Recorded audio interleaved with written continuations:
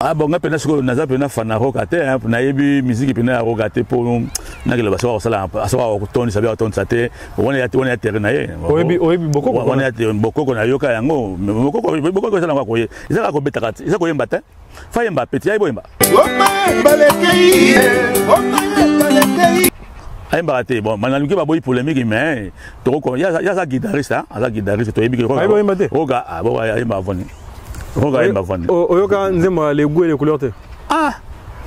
Bah nouvel horizon on a ba onde ba oyemba. Ba omba nda ba kenda la bango c'est tout donc comme ka bokoko ba. Bokoko a toute la stade na ye bon. Oya zani takoto na ngale na kolobla na ibina mpe musique na été na la musique na penate comme tel na landa onde. Ba oyemba te. Toi kana bon toi kana chanteur, mais chez les chanteurs. Toi yemba danser ko le ka bango tout. Azamo Jésus des nuances, les padres, ni carbonina. À part Bizorbi, Nzemonini Yarumba, Ferrigo la yo ça succès Mikolo. Normalement, Ferré n'a pas droit à l'erreur. Pourquoi je dis ça? Parce que Wenge Betistad,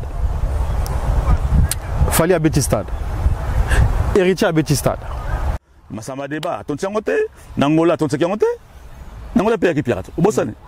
Mais il y a un gigo là, nasi boyoka ki, boyoka ba mission na ya avant kufa, ba mission asala ki, benane ba expect ba dog ba bloka kota. Alors moniki et place ka likamboza wana ya ngona ki mamuna kala o montale ya faire. Mais non, faire ça innocent na makambo wana. Orligo là. Donc banda bo mwana na bango, donc azali ka jaloux, donc azali ka jaloux ya faire. Mutu ba tutu ba va na ngiringi ba yebike orli na faire. Donc orli azali jaloux depuis. So ça qui faire ça qui monter en B, na mi on a mikila. Ya faire. Bonne condition télévisuelle chez vous, mesdames et messieurs. Bonjour ou bonsoir, ça dépend de l'heure à laquelle vous me rejoignez. C'est votre présentateur Shaggy Sam. J'ai le réel plaisir de vous retrouver encore une fois dans le cadre de l'analyse musicale. Nous sommes bel et bien le 28 mai 2023. En tout cas, bienvenue dans cette émission, chers amis, chers téléspectateurs, abonnés de chez Shaggy Sam et même les non-abonnés, hein, pourquoi pas.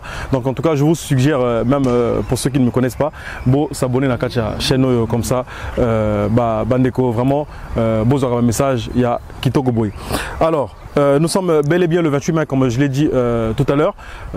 Nous sommes à J+1 après le concert de Fally Ipupa Nakacha Stade Bassamba Deba. Donc ça s'est passé hier. Nous allons analyser au cours de cette émission. Dans cette émission même, je reçois un Gaulois Nakacha Vilo Nafanaga. Yende Mutwa Kunzakaba Gaulois Nyoso Nakacha Vilo. Donc il s'appelle Kulutu René, donc il va se présenter tout à l'heure Tangonako PC Mbote.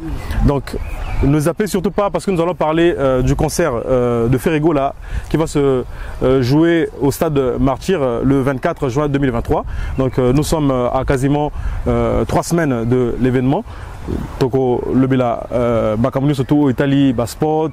Nous allons même parler de la sortie médiatique de Orligo là. Donc nous allons parler de tout ce qui tourne autour de l'artiste, même de la fameuse vidéo Oyo Sali Nechi Mwa polémique entre Kinshasa na Braza Oyo Eza Mboga Moko Ezaka et Balé Moutou et Kabola Rabiso.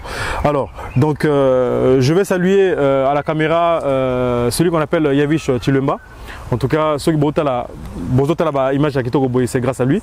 Donc merci aussi à tous les Gaulois hein, et à tous les Warriors et tous les mélomanes de la musique congolaise. Donc Yavish Chilumba, Sorozananga en tout cas, Fongo Nabiso chante pour que To Yamba invité Nabiso. Alors, Kulutu. Oui. Kulutu René. Oui. Bonjour. Bonjour, Shaggy Sam. Nengeni. Oui, ça va. Ça va? Ça va. En tout cas, c'est pas la première fois que je suis dans émission, c'est la deuxième fois, je pense. Impression no ezanini soko se présenter na ndeko ba ebiote. Voilà. Bon, ça on a se présenter. tout cas na pesi baba ba melman tout au bazolanda biso na tango alelo boy na pesi bino ba mbote belé ndenge biso to se présenter na ba Gaulois la dynastie dynasta. Donc c'est ça, donc on est allé mbote na biso to pesa comment on fait ça. Voilà. Pour nous se présenter bon comme on ngai Joner de Batechi a ba benga Kulutu René. Voilà, dans on se présenter maintenant dans sa Gaulois. Donc banda ya makila Donc si on a bu ya makila donc ba ko changer pe makila. Donc il y a pena golo ya os. Donc il y a mikua. Il y a ADN quoi. Il y a ADN. Donc ba ko changer té. Donc gola penda donc pur véritable golois. Donc voyez si on finit faire na midi 30, ngana 31 na yé. Voilà. Donc c'est ça. Alors on peut lier l'utile à l'agréable, c'est comme vous le constatez chers amis, na t-shirt oyo Koulout Nabiso Ache, nous voyons bien que le grand frère s'est habillé en t-shirt de Ferrigo là, pour annoncer justement le concert de l'artiste au Stade de Martyrs le 24 juin 2023. Donc ceux qui caméraman Nabiso Ako Zoumele Biso Nenge Koulout Nabiso Alachi et ça va bien. Donc Kouloutou. Alors, en tout cas, je te remercie Nengo Yambi invitation Nangai. C'est comme je l'ai dit dans la introduction que Torlobela Makamus tout Italie artiste hein, voilà. Et tout ce qui tourne autour. Voilà. Alors, à quel niveau vous êtes concernant le Stade de Martyrs?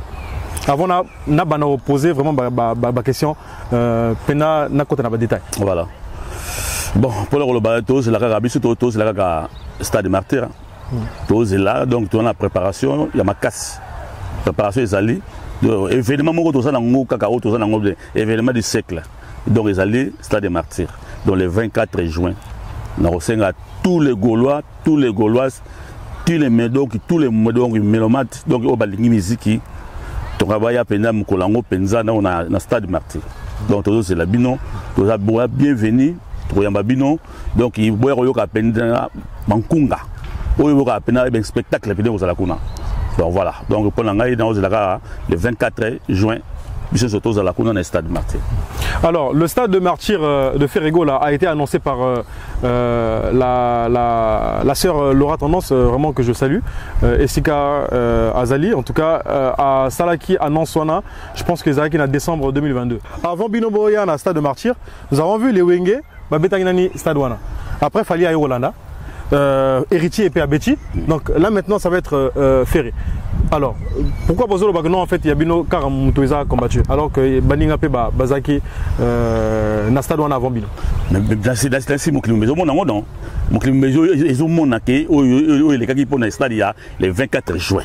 Mon tout à ce moment là qui donc stade Nabiso ils ont trop combattu. Bazo buntango trop.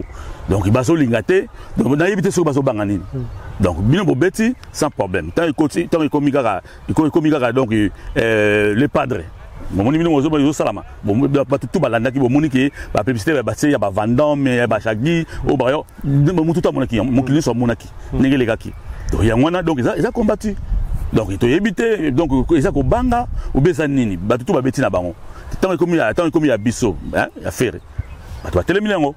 Nasi bino bonjour mon exact du camor le baté ba tout va monner ba panon ba ba teki ba vendant mais banane et tout pour ba y remettre en stade mais dans le kuta bon on a évité ceux qui ba golo ba contre Djenga mais on a comme l'impression que Ferrigo la traverse une période difficile hein na vie naé bon tu as vu que moi non bali il faut aller à la situation moko il y a pas si peu à se relever. Mais on a comme l'impression que Ferrigo là est comme nettement Ming. Hein? Donc il a connu histoire il y a moins d'années où il m'a quitté en prison. Il a Ribiso Nzembo la liberté. Et après ça, il y a beaucoup fait la négonaye. Il y a Makila, Bena, Gigo là, personnel. Et là maintenant c'est le stade qui est devenu combattu. Donc qu'est-ce qui se passe dans Kachavi il y a Ferrigo là, Koulout. Bon, donc donc les meilleurs. Meilleurs tout. Babounsaka. Vous êtes dans le monde pour Babiga meilleur. Donc il y a ce qu'il y a donc c'est qu'il n'a pas un stade. Il y a mon maison mère. Il y a un stade où on a bien négé betama. Donc il y a un temps comme la tournaille.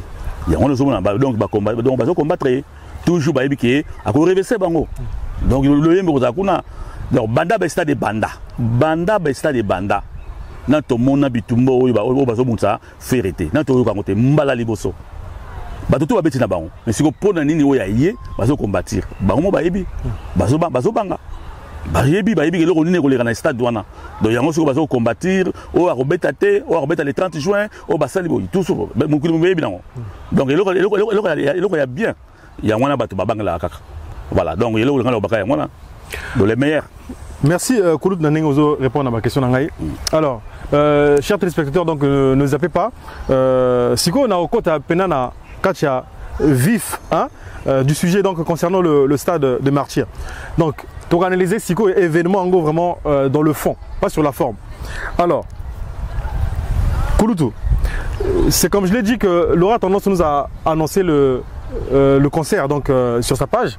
Après on a un relais qui événement en gros donc vidéo là Laura Tendance. Je suis même parmi même pas parmi, je suis le seul qui avait fait un spot concernant ce stade là. Laura Tendance c'est Kazali à Ebi. Spot nanga et tambola na page à Laura Tendance et tambola pe na page à Trésor Congolo Nakin. Bah Gaulois bah Panzang Gango. Mais ce que nous ne comprenons pas, c'est que depuis que l'annonce a été faite concernant ce stade-là, tu l'as dit à juste titre que non, en fait, et comment est combattu, Fadam, Bimi, Manini. Mais pourquoi jusque-là, en fait, nous n'avons pas le prix, il y a billet, réservation et point de vente, pour ne pas dire point de vente, na sponsor Koutou, Oyo, baza derrière cet événement-là. Qu'est-ce qui se passe? Est-ce que les stratégie côté il y a bureau, il y a Ferrigo là, ou bien ils a on va dire peut-être manque à professionnalisme quoi. Voilà, merci de la question. C'est que pour la billet, les alliés et stratégie moi dans la Katsuana, ils sont moto ebi, ils ont les cas, bientôt, billet on a terme maintenant. Pour on bandou nous les déjà. Donc tu ebi ils ont combattre voilà. Pour la billet, vendre des billets pour le fond là. Pour tu ebi on bien que bandou les alliés que nous sommes on va sur 40 billets pour pas que nous passons là. Pour les stades c'est la vide. Mais là on a une stratégie on a surtout yango biso ba Gaulois et to yebi na biso donc makamoni surtout yebi yango to yana to une stratégie ba kalaté ba biso côté comme ba réservation ils ont ça déjà leur tendance ba expliquer déjà ndenge mutako so ba billet bon donc yango là donc on a déjà pour une stratégie ya biso mon donc ils ont côté que to zo banga pour ba ticket comme ba ticket côté ils ont côté comme on kalaté bientôt donc stratégie yango na to linga to sala ba sala ningola pour ba succès ils ont que ba so ba 40 billets ba pour ba passo là ba bois capone nini ba mon appelé ba billet te comme même ba dans salle ba to monante on comprend donc il y a une stratégie il y a biso ya côté là parce que niveau spot à Sali spot Moga Kitoko je peux même le dire que c'est parmi les meilleurs hein spot il y a Makamo Italie stade Martyrs voilà mais le seul bémol c'est que Azang ici comme je l'ai dit tout à l'heure a même pas numéro à réservation a même pas prix na Bisika Oyo Batu même ouverture des portes hein, comme c'est marqué sur ton t-shirt ouais. Donc il n'y a aucune information sur ce spot là mais bon comme on le dit que dans les marketing to zela Ferrigo là ou bien bureau il y a artiste la biso toutes ces informations là pour que ma camouise allait bien voilà alors naozon ali moi si ma Kouloutou si tu peux me permettre na sortie médiatique il y a Orligola. Alors Orligola c'est le frère ouais. de Ferrigola. Alors sorti naïo Jacques Negeni. Bon sorti à Orligola les agriculteurs donc pas le moment où ya Salaki vraiment là où ya frère naïe alande de naïe donc il fallait zela ceux qui babilo connaissait la famille on est à compte famille na bango biso bagolo et botali biso on est ma famille na bango mais quoi que zela pour aller à la télévision à sala bossa babilo ya sala qui wana jamais za la rendre wana mais ezaki eloko famille mais avant à ça la dernière sortie médiatique na wana à sala déjà sortie médiatique tango Ferrigo la zaki na prison si on est à prison mais si oyo ya liwa ezali ko mongo donc ya familia fallait zela ngosu ba tango contre ba tango ya famille et à la télévision, donc une émission. Mais dans la émission, il s'est dit que il pouvait que trouver ce moyen pour faire passer le message parce que Ferrigo apparemment courant et Zago légalisé et puis apparemment il a contacté peut-être Ferrigo et puis il répondait pas à Ferrigo. Donc Yango a choisi ça qui voit pour comme ce message na ba memani surtout la musique. Mais Gafaki, il y a comme ça un message. Est-ce qu'il y a un message soit après un message donc bango bazini bazaki boy babana la bomona na bango il paraît Ferré on t'a connu Gigola, il y a Ferret. Mais est-ce que Ferré n'a pas fait le médecin après la mort justement? Pourquoi à Sungaki Ndegonete Tangwazaki Kobela? Alors Sungandé ni na Sungete Ndegeni biso to yebi ya Sungaki gi. Sikoyo biso le to sali banda. Oh ni c'est les kona. Isoki aye baki makambo wana il fallait pas yema ngakunda été mais azan de kuna nasi mutu no soto amonaka Gigola na jet 7 ninga zali ninga faire azorai donc faire alinga ile kine makasi donc tout le monde a on a avocat tout est presque donc ça va faut belé wa sala kuna alinga ile kinaye mais yemo Gigola nasi boyoka ki ba mission na ya avant kufa ba mission sala ki nani ba donc ba bloka kota alors monique et place ka likamboza wana ya ngona ki mamuna kala o montale ya faire mais non faire ça innocent na makambo wana donc yemo gi azana yebi le bablo ni ya kota wana na si ava kufa aloba na spectacle na bablo na spectacle na ya kota alors sikoyo monique donc so muta kufi lelo même yo cham so lelo okubi ozana wa okubi na makambo so lelo na famille na bino elo ke bimi wana babaka eza sam donc yango lelo donc biso kutu wana biso to ça so pena na tona biso na calme dans le calme donc to yebi côté no makambo donc Ferré ata innocent donc Gigola donc Orly Gola donc banda bo mwana na bango donc azali kaka jaloux donc azali kaka jaloux ya Ferré mutu batu to bavani na ngiringi ba yebi ke Orly na Ferré donc Orly azali jaloux depuis so ça qui Ferré ça qui monte mabe na mi ba na mikila ya Ferré bon sikoyo pona ni ye akoki ko aider akoki ko aider ndeko na été donc fallait ka faire nakacha émission wana ya Nolita que je salue à Chaki ba voice oyo je crois Momi à Gigola alobaki que non na recevoir mon donc ça veut dire que Orly aza continue mon pour traiter Néonae. Ce que Ferrigola apparemment ne faisait pas en fait. Oui, mais qu'on servir mbongo ils avaient combien de temps il a servi il y a tina mbongo donc il y a salagate boyo qu'on a monné que à salaga na été mais à zuika mosala pour nani que akwa ko aider Néonae donc depuis wana à sala mosala ni il y a quoi aider Néonae il y a pas quoi ben la peine de Néonae il y a n'importe mais ça contribue attends moi 10 francs na contribuer faire ça les belé pour Gigola mutu ça ebi faire ça là trop pour kundaye ou bien tant ko vivre donc il n'a habité boyo donc beke faire alinga tiré na mikili oli lingate atire na mikili avant na mikili ndenge baninga ndenge famille na bango tout faire mutati na bango na poto ngi ya ki face la musique na asala mablo na ndenge na Ocholoba que non en fait il ne m'a na poto oui. Est-ce que comme m'a na poto ça veut dire que il faut comme zobanaye au ko le balisusu et le côté il faut pas oublier que Orly Aza il y a à faire quand même. Voilà Orly Aza il y a à faire. Bon ce que Togo le roi faire il y a même na poto. Il faut travailler. Pour te rappeler il y a bino yo pe so mutu mususu même les arabes donc même gi on travailler. Et ça que donc il sourit donc il y a le bago à lingi il y a faire linga ka bango so bazala na sima na bango on les a faute on a yema mutu lo bino wana donc be bloko tout donc beaucoup de la faire été beaucoup de la parce que dans cette émission il a cité Chirigola Oyaza peut-être grand frère na bango il y a Azara soumis pas Ferrigola il est comme Alingarate Azara soumis yango Ferrigola Alingarate non mais Azara jaloux na été il y a le biki yemtaba il y a bien liboso il y a Azara chanteur je boyoka no kesenini na yoka kotaka na Antonia aye sengando dans quartier latin boyoka yopi alors donc on est sur le bego Ferré mutalanda donc ayemta alanda caché na ye ya royemba mais siko yemo siko donc il y a ça Azara n'a pas si pourquoi Ferrigola Atindiga été nenge gims Atindiga dadjour moi on va faire fort bunda Atindiga na poto je veux tayo na poto faut le royaume route faut débris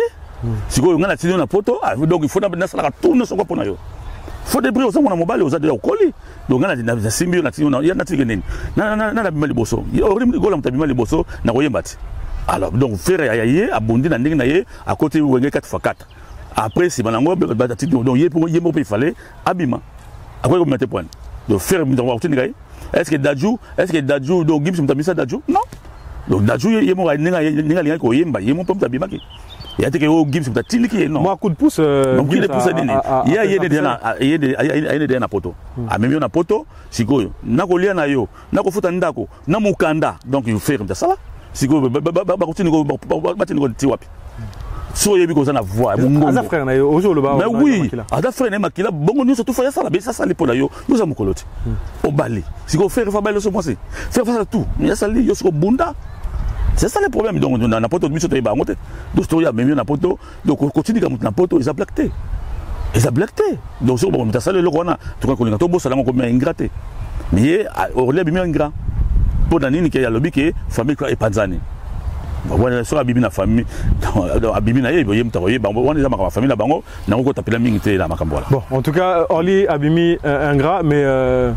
Ce qui est dommage, c'est que quand on a vu la première sortie médiatique de Orly, avec quand même qu'on défendre Negonaye, parce qu'il y avait eu pas mal de mauvaises informations concernant Ferré, Bakangi, Nayopo, Nadjamba, tout Moutouayaki, Longola, Makamwana, surtout, c'était bien Orligo là. Azaki n'a pas si disait même que non, Azago sur la tête, donc Azago là la tête, parce que Negonaye, Ferré, Azaki na prison. Bon, maintenant qu'il est venu dénoncer Makamo Isolé maintenant concernant Liwa, petit frère Nabango, Abimi Ingra. Bon. C'est vrai que les familles ont tout au côté, mais c'est comme je l'avais dit dans mon émission que j'avais fait tout seul, c'est que Makambo et Taliba famille normalement ils ont Makambo et à privé. Mais une fois que Ebimi n'a pas réseaux sociaux et comme ils sont Makambo privé et comme il y a public, il y a un autre ça il a analyse. Mais sinon, je pense que ça n'étonnerait pas les gens ceux qui lobby Tomoni Orly na Ferrego là. Zongani bisu là parce que balobaga singa famille et bien et quand on a raté mais la dynastie bazana nzemo bango balé oui alors est-ce que nzemango balongo la kango ou bien bon wana siko la yebite que la dynastie donc Orly azana nzembo bayimba ferré donc wana ya siko makambo ya chetani ce qui a kolongo lango be rotika bon tous la katanga ko bima mais na ndibité ya longo namoni donc ça se voit donc babilo ko soutenir wana ou faire aider azon bon nani nanzembo na azon bon alors so ba 15000 non so ba 15000 yoka azon bon donc azon bon donc nzembo no toyoka ye ke yim tolobi ki ye abima liboso toyoka ye nzembo ngo pe beta et ça la fait succès toyoka. Ça marche. En tout cas, merci Kouloutou. On va quitter ce registre-là. Dorozong la Makamouya, Stade de Martyr. Voilà. Alors, donc, Stade de Martyr, c'est comme je l'ai dit, chers amis, c'est le 24 juin 2023. En tout cas, peuple africain, peuple congolais, vraiment les deux Congos, Bandegwa Brazzaville, Bokat Sanakid, même si Roga Liba le même jour, Toro le Benangopé. Donc, en tout cas, Barolinga, Bakat San. Nakin pour nous soutenir Ferregola. Et puis même les Kinois qui voudront aller à Brazza pour aller soutenir Roga, pourquoi pas le faire. En tout cas, c'est la culture congolaise qui sera à l'honneur cette date-là. Alors, Kouloutou, Nana Ozongela, Makamba Stade comme je l'ai dit. Naouchamona Ferregola à BMC Spot, spot officiel. Avant, Ezaki spot nanga. Donc maintenant bureau et affaire rigolo à Missy spot. Tomoni na ibandeli à spot faire rigolo azo bimanet na azo la muka na Benoît. Donc et comme il est moi système il y a Undertaker catcheur où il y a américain. Les gens ils n'arrivent pas à comprendre quel est le rapport entre Benoît Konamuka na Benoît na événement le la Stade de Martyr. Pour Nayo, en fait, Nenini, na scénario à quoi pour Benoît. Encore, Nengazaо Koma veut dire que Nazo Koma histoire vie. Là, il reste cohérent. Mais est-ce que la Mongana Benoît est un incohérence concernant le Stade de Martyr? Bon, au Moni, donc, aux artistes, faut y avoir. Donc, faut y avoir c'est 20 ma camp. Donc, je continue à Sali. Dans la monnaie, il y a un monnaie pe donc il peut se faire une bombe belé. On va sur baso banga. Baso le bico côté avec un cercueil. On a un secrétaire. On a Benoît, il y a un maille. Donc, stratégie. Il y a un cercueil pour la gigola, tout ça. Il y a une polémique. Donc, il y a une avant l'événement. Donc, sport, on a fait ça. Donc, il y a une micolo. Donc, il y a une stratégie. Il y a donc, là, aux musiciens, il faut une stratégie. Il y a ben de l'eau. Donc, il y a sali. Il y a une sali. Et pourtant, il y a une polémique, surtout, autour de l'artiste. Il y a une que Ferrigo la raté. Alors pourquoi Ayo Bimela na Benoît? C'était comme si Alinga la gisa mokili que Asukulaka. Mais c'est ça. On est sport c'est que oyi amuna sala. Il y a le loi sali pour la mokili le bela. On peut mokili le bela. Voilà. Donc à ça on est ma buzz. Il y a buzz tout. Il y a mouraye belo sali. Pour l'année le bela. Donc voilà. Quand on a un événement, nous avons un événement, on est à Mouké. Les événements, on est à Salama. Oui, on est dans la salle de Marty le 24 juin. Événement Moukilo et Zela. Yangwana. Événement du siècle. Dans les Salamate, les 24 ans, Salamate. Yango Batouaba Bundela. Batouaba Bundela le 30 juin. Mais donc le 24 juin, Yango Batouaba Bundela pour le Makamebele. Donc, les 24 ans, les Amakamo. Donc, on est dans la Kin. Donc, on est dans les Salamate. Dans le même spot, na partie Mokoboye, Tomoni, Ferrigo, Azolega, Nassima, il y a Mowei, donc Gigola. Alors, tu as vu que tout à l'heure, tu as dit que Makamango, que dans la polémique, il y a des Bomi, frère, tout. Est-ce que dans le spot, il ne pouvait pas se passer dans l'image, il y a Gigola? Pourquoi tu as dit que spot en Afrique? Tu as vu que tu as dit soucieux à Zango. Bisso, bateau, bisso, tu es associé à Gigola. Donc, mingi ici, sur la société, mais on a fait retirer les lots. On a bisso, ça, en monté. Mais au moins, en fait, à quoi ça raison à bateau, que à sacrifier, on a pour la stade. Parce que dans le même spot, on vient voir encore son frère dans le spot. Pourquoi ne pas laisser les morts reposer en peine tout le bas? Nous même ils ont posé un peu. Et donc il était donc tout à mon clé là. Et bon, on est bon le bas mais il est monté monter ma pembe. Azan le monter donc il a sacrifié Guy pour le stade. Le stade on est bêta makak et donc ils ont bêta ma de faut à bêta yango pour battre tout ba petit. Faut bêta yango. Donc yango là c'est quoi mon clé le belati. Donc il y a un niveau de bateau et mon le belake donc évidemment mon réseau les gars Congo nan salamate yango le bela donc il y a un tout bakolo bala bango balobi na bango tsunde ni mais il tose la le 24 juin to yebelo ko les na carte stade voilà donc musique au beta tout ba beta ba kosa boyoka bankunga boyoka penek spectacle. Alors merci Kouloutou. Normalement Ferré n'a pas droit à l'erreur. Pourquoi je dis ça? Parce que Wenge Betty Stade, Fali à Betty Stade, Héritier à Betty Stade. Hein? Na cité Fali, hein? Voilà. Donc, il y a des moutouazos, il y a maintenant en dernier. Donc, non, il y a le dernier temps. Voici rapport peut-être. Oui, mais on va la haute. On a août. Mais il va jouer après Ferré. Il y a normalement Azota là-bas erreur ou bien satisfaction ou bien point positif oyo baninga nae sali avant hier. Donc il y a normalement il faut bonifier makamwana surtout oye zalaki a bien été. Alors particularité, il y a concert et Ferrigo la Echo Zanechi Nini parce que déjà sur le spot il a réussi. Mais na niveau il y a spectacle, niveau il y a son parce que artiste moussous reproche à bango ayo yemate bani tout voilà pour Dieu bizarre bien té particularité il y a concert à Ferrigo la Echo Zani. Mais il y a mon colo. Le temps il y a le barrière il y a mon colo. Il y a mon colo donc abîme les bossons na bango.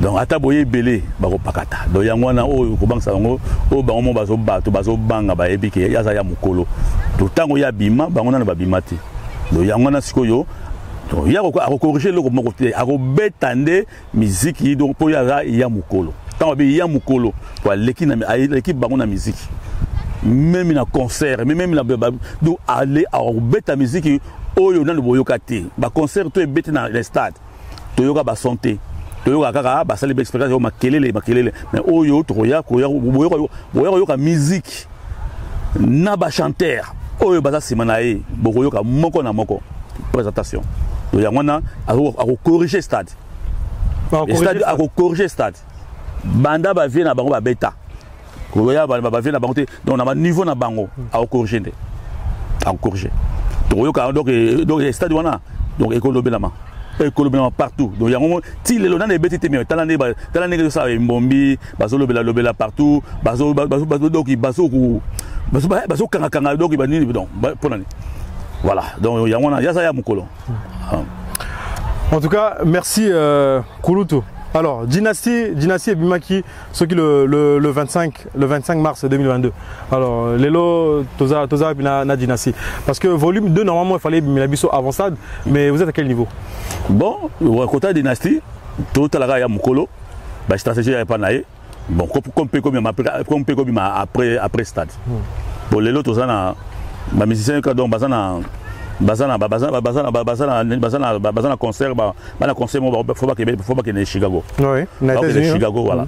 Donc après ko yana bango stratégie ça bango bata bureau bata bayebi bon biso to na biso bata lebanda toujours talaka même si bimi pe sikote et comme nango pe après concert. Donc une stratégie n'engezan bon.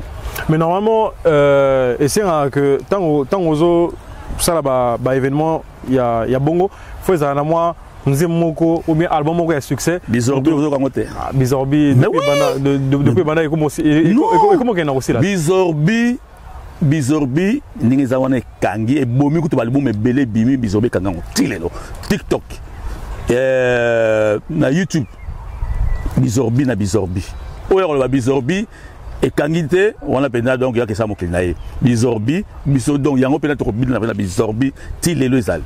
Donc ça la sauce. Donc ça la sauce c'est on tire le kangé. Les autres qui le reçu la terre, il y a un on a donc on le sport yango to bin yango pena na stade Marty. Bizobé zali. Donc il dynastie o ya dynastie volume 1 tire lo et rokanga. Ils ya rokanga. Donc yango faire banda ba vita imana na stade wana boya yoka bankunga. Ba bilo tout et robeta manango wala. Donc volume 2 ils allent nous même après après il revient mais Bizorbi est en place. Na volume 1 Abimisaki Biso Banzemo Kitoko mais après il nous a pas donné tous les clips hein Banzemo net ya Tok Tok ouais Saina José carte grosse ezali mais tout le monde net promotion à bongo ils ont qui net ceux qui nini là maintenant na Dynastie à vol 2 polémique na Bill na Lacoste donc qu'est-ce qui se passe là? Non mais net ba polémique le net ba Lacoste le ça mon nat le ça mon muké ya za mona donc ya à côté le à côté na ya mukolo Lacoste ko donc tout c'est ya beta le 24 on dit que tolo bela to ya wana ba le était poani ya za mona donc il a le droit leur passage kaka ba Lacoste wana baza ba niveau monté na les padres ba niveau monté voilà. D'accord. Alors, en parlant de la date du 24 juin, hein, OESA, date, il y a stade de Martyr, il y a Ferrigo là bien évidemment. Mais Tomoni Nangambu, hein, na Congo Braza, Tolali, Tolamugi Boye, Roga, à Tchelibisope concert, na stade Massamba Deba, le même jour. Alors, la polémique, Tomoni Yangon Nakacha, les réseaux sociaux, le but que Roga ayo tchela négonaye Ferrigo la libaya avant to kota na makamobalité akana donc quelle impression t'as pour le concert de Roga oya aponika date oyo Ferrigo la peazo beta stade Martyr voilà pour Roga bon le 24 juin ils a pour la motonia ça donc il y a ça na Brazzaville à Robeta na Brazzaville biso to Robeta na Congo Kinshasa na RDC ils ont un rapport monté donc même au Moutaza à Congo Kinshasa wana beta na même les 24 est allié donc le 24 politique raté qui fait mutufa beta wana la cause de jugement à Tchelibaya ayeko donc to talent donc to tanga été pour attaquer na Libaya donc place l'échec n'est pas pour l'échec donc alingo meka ya mukolo donc ngomeka eloko na molai donc ya beta na mais pour na roga donc toujours toi en famille donc ils ont tous les Cameroun, il y a polémique ils ont été il y a moyen mukula ya ko belango ke donc il totika ba polémique wana et Brazzaville na biso tout ça lokomoko donc voilà donc il faut na le premier il y a beta les 24 il y a pas beta les 24 na kin donc côté wana dossier de sauter polémique wana donc voilà il y a mukula le belango donc mais que dirais-tu na bato bazolo bakano eza basule kauka donc ngambo ya quand il fallait moto ba balobi na fallait beta Joana po a cassé Ferregola. A cassé le monté pour donc Congo na RDC c'est la commune d'habitants pour l'année même batanga mo baroya même bayete mais stade on est autour de lango kaka autour de lango mais ba Gaulois oya Brazzaville bazali kuna ba kokatsa donc oya opene ya makila baroya ba op bazana oya Kinshasa kuna batanga ba kokena bango. Il y a un événement, donc il y a un événement, il y a la musique. La musique est à bongo. Donc il faut que il faut pas ça là. Faut pas ça là. Donc musique est à bongo. Donc côté à Betty, côté à Betty. Voilà. Donc voilà, côté à Roca, le blanc minité pour l'événement. Donc il y a mon colo à Babomi polémique à l'unité. Donc tout ça là, polémique pour Batabrazana, Bisso, tout ça le Romoko. Donc il est 24 et c'est le 24 juin, c'est seulement pour la férité. C'est seulement pour la moto. Tout hasard pour ça, à Tchalibaya, Tchalibaya. On a côté on a donc tout là dans le Sopongi. Alors, concurrence Fouezala, autre barra concurrence beaucoup loyale. Voilà. La concurrence loyale, elle est permise. Mais quand on a même sujet, tout le monde a battu le rôle là-bas, même Marc Aouz qui est le musicien de la Jet Set, il y a Ferré, il y a attaqué Roga. Donc, si on a bandit par exemple dans l'été à Kanda, tout le monde a fini Roga que depuis à Salara musique naïe donc depuis tout ce temps là qu'il a passé dans la musique il est là à Mokuba. Donc est-ce que ma propos est ningwana molobeli à faire rigola parce que défendre à faire rigola est-ce que Bino Boyami va propos en ningeni bon côté va propos même surtout tu aimes bien orienté tout c'est bien en biso tout presque biso bata nouveau monde donc là on a groupe à nouveau monde il a fait rigola qu'on a chasse donc toi partout tout le bel qui yango donc le biloko wana to linko yo kango le souté pour on les aller bobo tika roka vendre na tranquille même yango ba batera même ba ba groove bambuta comme tombolo c'est bango batika makambo wana bakofinga rokate donc rokate donc il y a bébé abeta concert na ye ninga sengeli les 24 abeta biso to beta ça problème té donc tous ceux qui ont bien été problème qui ont déjà dans groupe il y a nouveau monde donc il polémique on a tolinko yo sauté le même déjà bongo Marc Aouz voilà. Marc Aouz oui même Marc Aouz peut balobela qui est balobaki na ye qui est donc il faut bon moto wana biloko tout donc basenga beskis donc bako ba ozo ma sauter mais pourquoi biloko wana faut kaka ezara na ngamu na bino bato ferry donc tant balobara que non en fait Ferregola est mal entouré donc bato balobara vérité parce que tout le monde vidéo Ferregola ayoko sala et bima ki soki lobby ayo lo bakno en fait botika ba polémique moko buzoba bolingi bocha artiste na polémique na bandeko na ya Braza pour ne pas dire roga pour Braza na Kinshasa izaka moko moko mais Ferregola abosani que non polémique et uti na ngamunaye na batunaye donc l'été à Kanda et puis Marc Aouz. Mais pourquoi il n'a pas d'abord grondé ou bien suspendu Batouana plutôt que d'aller faire une vidéo au Italie Batouni surtout. Mais oui, mais Nassi Boyaki, à le bac on déjà que mon monde est fanatique, non. Leader à côté d'Aoté, mais il est fanatique, donc tant que vous avez fan, il y a Makila, tant que mon monde est quand même, il y a mon monde est Bimaka, Bazara sauter premier, après tant que le Labango, donc après Bazon Sima. Donc on est dans normal. Donc c'est il y a un préso, il y a Bimi. Aloba et logo kaneka aloba wana to pona ko moto wana tout ça ya yo yebi ke faire azamu da polémique té to moni ata bo fingi nana répondre jamais répondre à moto mais ya linga ité makambona e comme na niveau wana abo moto wana mais ba o basaki déjà wana ba fanatique ya makila donc ya moni ba bimaki ba na otake mais roka mais sur le bio qui fallait batinda qui tout basala ne wana bon wana biso to ça donc to ça ko kuna te biso to zakara événement au to za le 24 juin ya ngoto le bela mingi ya ngoto to le bela mingi kaka le 24 juin biso tout za stade wana to nsango donc e ko sanza to na posa e sanza et stade ko sanza ba to ko leke belé ba so ba dans les banda Premier yati. Donc il y a un événement tout là. Bozana défi moko makasi oyo il faut relever parce que stade wana ezaka ma sécurité. Toi on a défi, toi on a défi. Ba benga ngonzonga ma famille donc. Nzonga ma famille, toi on a défi mon côté. Toi on a défi mon côté. Oyo bato tsaki kuna bazaka bata bonne musique, yaka bonne musique oyo ba yaki. Ezate bato ba yaka kuna ezaka ba golote. Bato oyo ka ba kese wana mususu wana o ba warrior ba to héritier ba roya na bango. Donc yaka bata ba yaka te ba goloa ba to mais mingi nde ba goloa. Mingi ba goloa po goloa ça passe partout. Donc tout ça ba oyo ba uta poto ba okita. Po ba uta ba mboke belé to ba kozala wana. Donc ezala ngo pas ya mokolo za jamuke. Mais Orlobani et pas bagoloa au baza incertain hein. Même les mélomanes de la bonne musique au baza dans incertitude. Au bazo mon affaire net azobanga net voilà, il n'est pas lui-même en fait.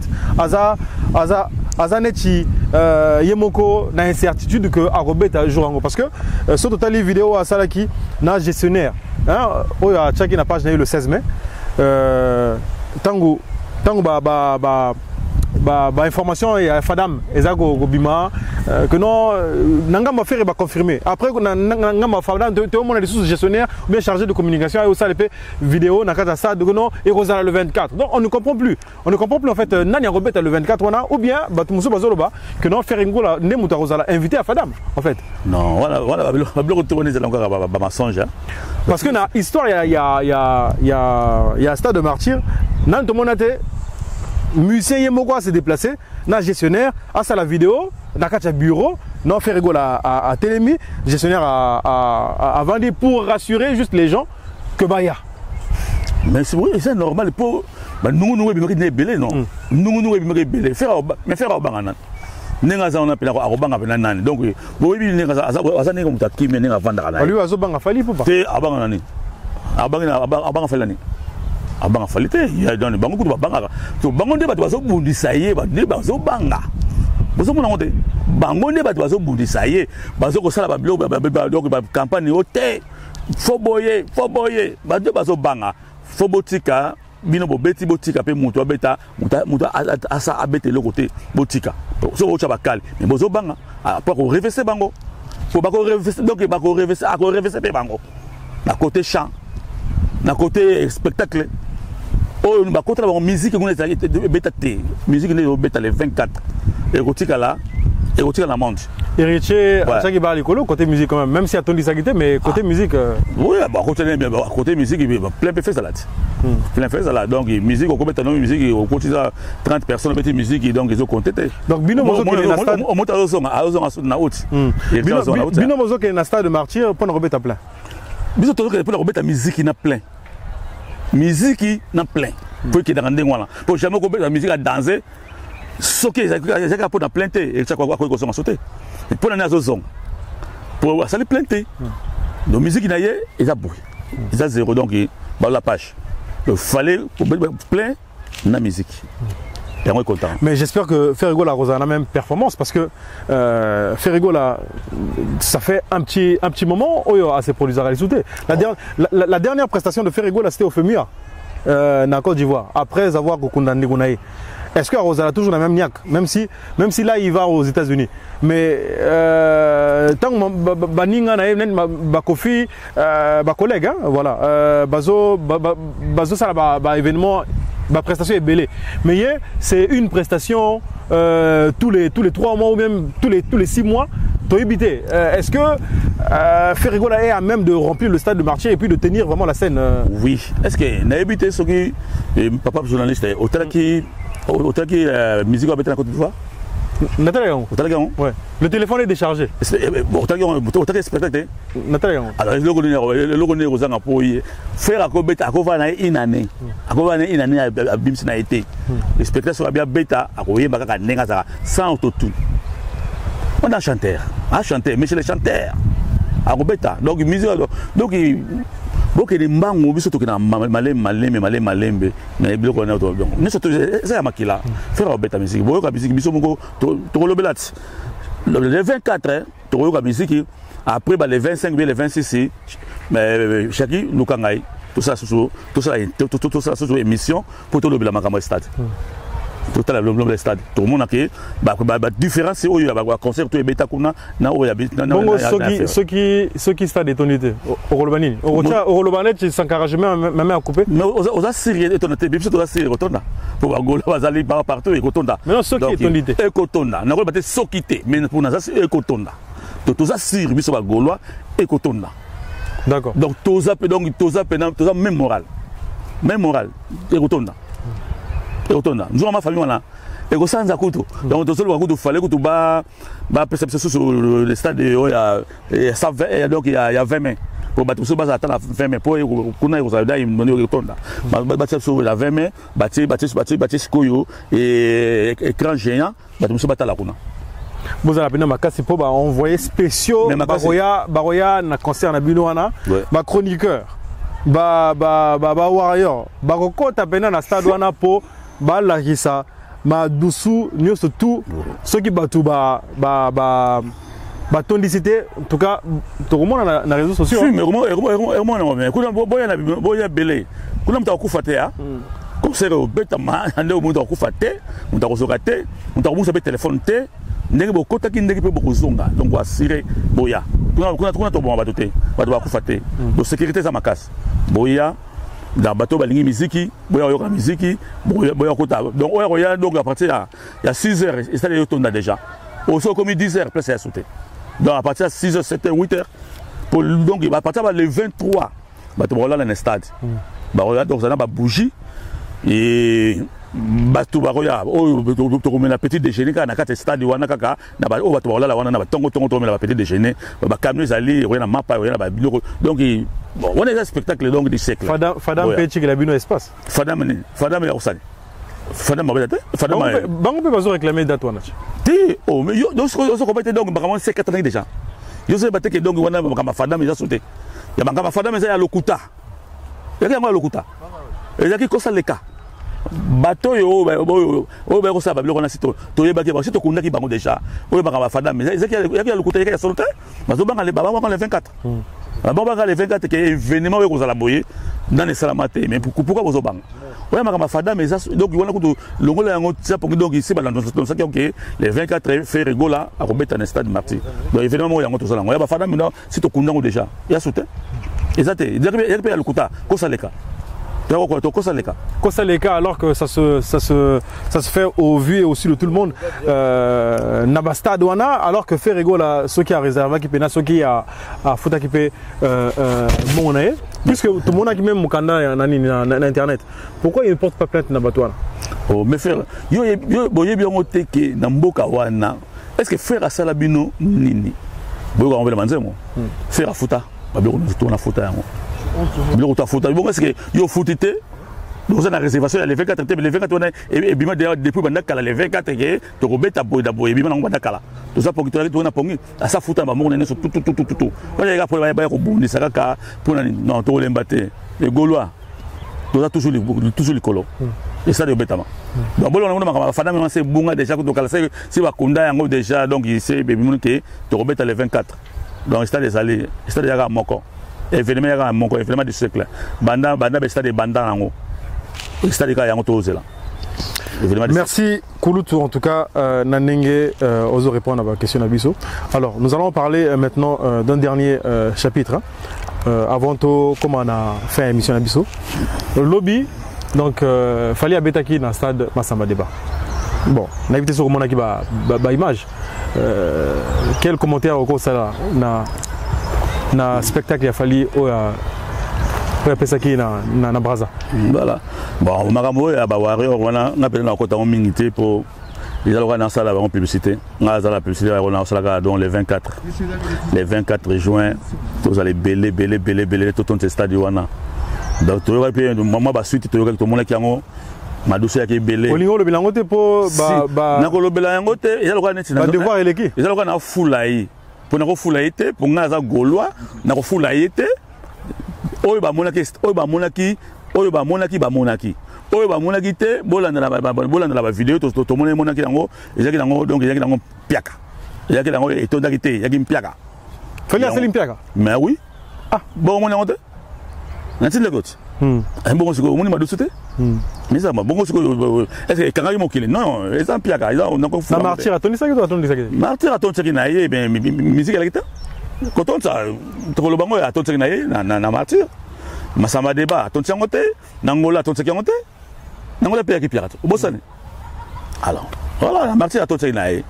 Donc c'est ce que tout ça pour l'anto. Tout ça c'est la sigo a corriger après martyr que no beta masamba débat père. Et donc, mais au moni toko landaka te ke loko ya beti masamba deba biso beto photo beta masamba deba te musique na bino mais non biso ba golwa to za bongo te so ya beti la ye na masamba deba abeti na yi ezate loko ya beti ale biso so to ke loko beta non to ba kokwa to za ba place biso to beta to ba place to beta mais to landaka te ke ya beti biso to za la kuna mais non biso to bongo te ba na musique à Congo si etam la na mais to landaka ye te biso mo to zo bon ata bolandi te mais ezaka na logique moko boy na musique à Congo na ba grande salle net ya mamboka auto vanaka ezaka Olympia Zénith Bercy bon bah pareil la défense rien à Ekota na masolo mais Ferrigola abeta Zénith ka 2010 hein 2008 bah 2010 mais ba combattant to vraiment mon était ba combattant mais bah to ba musique ba combattant ba fallait ezongi musique ezongi ezongi mais fallait abeta ki abeta ki na Bercy chez on a Bercy non même si ça s'est passé oui non mais Bercy abeta ki ben oyebi musique on est qui politisé non to voilà que tout ça la ngoso te poser la ngoma comme ça les kala ngo donc la page poser ça la ngo politisé donc voilà ce qui batika qui est-ce que bon que te dans ni biso fallait to beta na s'appelle comment na salo ya ba ko nile on va combattre ba ko nile oui zaki sale ni na offert ngo beta la cigale. Non. Na casino. Na casino, oui, casino, ouais. Na casino. Donc, voilà. D'autres ont vu que la musique est atteinte, bah, combattant, tu vois. Tu vas dans tout ça, bah, défi, bah, tu vas couper, bah, tout ça. Donc, ton premier, est-ce que c'est un casino? Non. Faire un temps, on peut t'expliquer, on s'en spectacle là. Mais on est ça l'amiqué. Ça l'amiqué, combien de personnes? Ils ont combien de personnes? Tu as bien, mon qui c'est combien de personnes que tu as là? Mais je pense pas que salle Moga a 30 000 personnes quand même. Non, mais ça salle. Attends même pas 10 000 personnes, je pense pas. Mais ça salle. Et ça salle, il y a un casino, il y a un spectacle, il y a un spécial, il y a un salle, n'importe salle. En Betawana. Donc il faut qu'on la gère, il faut faire la gêne au fond là. Donc bah combattre pas bomi. Si les hommes bah combattre pas bomat. Au moment là. Bah ça tournoi, non, donc tout bana tournoi dans les États-Unis. So ba kebeta na Chicago les Chicago ba yé après ba zonga les sous ba ça les tournoi là-bas. OK, bon. Fali à Salagim Pierre na Braza. Bongo roga. Oya ko tapé le 24 juin. Ah bon ngapena siko naza pena fana roka te na yebi musique pena roka te pour na ke le baso sala asoka ko toni sabi toni sate on est terrain na ye. Oyebi boko on est boko na yoka yango boko sala ko ye. Isa ko beta kat. Isa ko yemba te. Fa yemba petit ay boyemba. Ayemba te bon manaluki ba boy polémique mais to ko ya sa guitariste hein, sa guitariste to yebi ko. Ay boyemba te. Roga ah bo ayemba voni. Roga ayemba voni. Oyoka nzema les goûts et les couleurs te.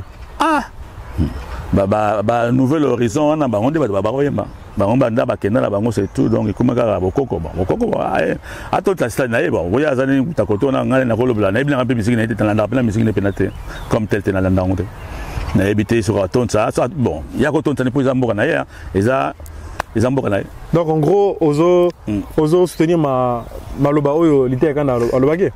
Parce que l'idée est qu'on n'a pas à l'obaki que nous avons à Nzemoni. Mais pour l'anga, on appelle la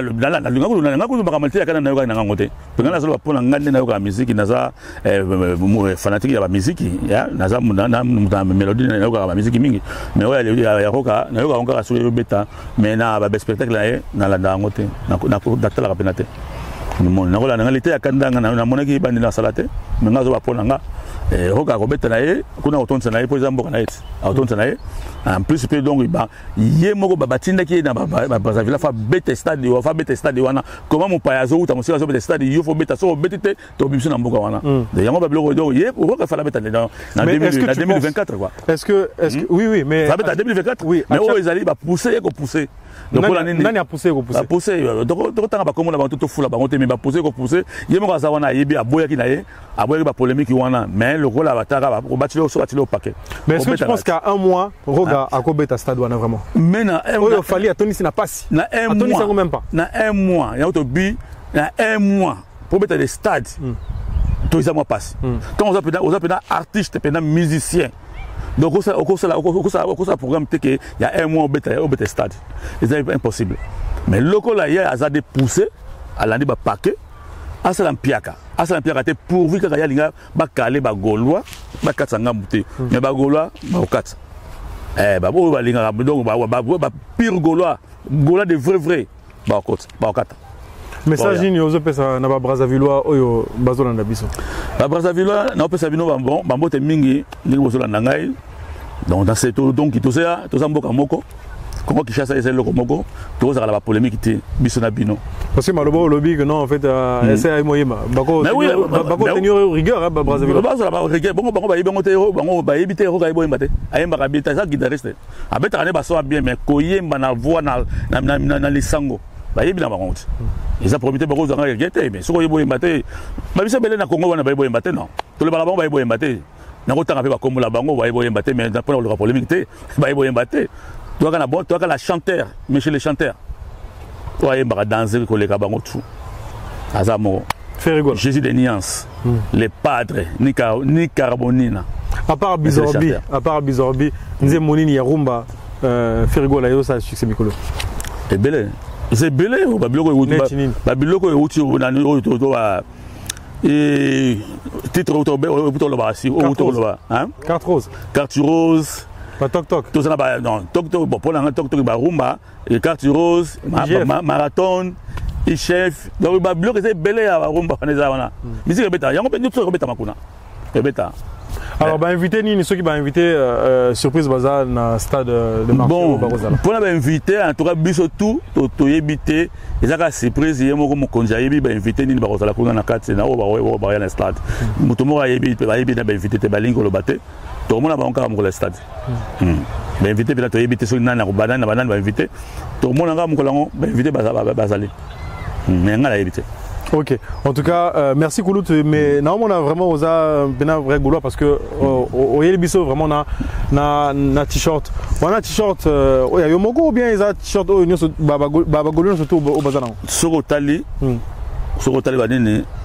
Les habits surtout bateau bana nouveau monde na permis na mbote salut nouveau monde nakin bingaza mona nouveau monde biso tout ça non de yango ba tout ba kolata ba oyo euti Congo et yolandanga la poto pour naza monde ya mona nouveau monde bana nouveau monde to ko toujours musala donc voilà. En tout cas, merci Kouloutou. Alors, peut-être un message na Asuka, na Bambote peut-être pour comment c'est ça la vision. Bon, en tout cas, on a un message pour pour rater événement du siècle et autres zéla na stade Martyr. Les 24 bagauloises. Bato balinga bonne musique. Tokutana rendez-vous zaka moko les 24. Soko zangi mukolango. Donc aux anglais le rôle lola monta to zakatika lola sur aux anglais événement na kolinga to yo kamona sangoke ba lobby bote fozala biso tout okutana kuna bana mikili bana Canada bana États-Unis bana surtout na France donc à partir les 20 ba tout à poto ba to 400 donc ba roza avion et longo mona mukonzi tina kin yo zala. Bon, on a Rosalate pour une situation moins difficile, donc on a Rosalate. Donc il fallait Nazala, on a situation on a télé dans télé ou la télé. Donc on a soutenir Bino à partir de la musique. On a soutenir dans boy. Donc Gaulois. Donc Gaulois. Tant que tel gars obligatoire, puis là Gaulois ya ça. Vous comprenez? Donc Rosalate, on supporter Bino à partir de la musique. Donc tout évoluera bien. Bien. En tout cas dans la mine on le bat pénalité na pesika. Conserver les cas bien et pour les rappeler bien ils historique et dans le monde les 24 juin musicien moko Ferigola Jésus des nuances à Sabolagi donc à Santiago stade alors donc pour ngaka avec on a fait ça bino kaka on a yasuka ya ngwala na pena bambote mingi on peut ça va tout donc tout le monde oyo ayoki message na ngai na pesi bino bambote belé oyo passe pe na message na ngai merci beaucoup ba commentaire oyo passe pe na ngopete bocha pika ba commentaire Voilà, donc dans la mbote européenne ça vous tout na pesi ba tout oyo balinga bonne musique bana nouveau monde na pesi bino mbote yango yo. Voilà. Na autant comment mototé donc na pesi bino tout le monde mbote. En tout cas, merci Kouloutou. J'espère que après Stade des Martyrs, Nengo Lobby, Nagacha émission yo, Tokoluka yo. En tout cas, à ceux qui vont tondité, en tout cas, à ceux qui vont les tondité, en tout cas, faut. Pour alors le baboyer, papa journaliste, Tolobi, Stade, sur l'équipe, Bolukangai. Étonna te, Bolukangai.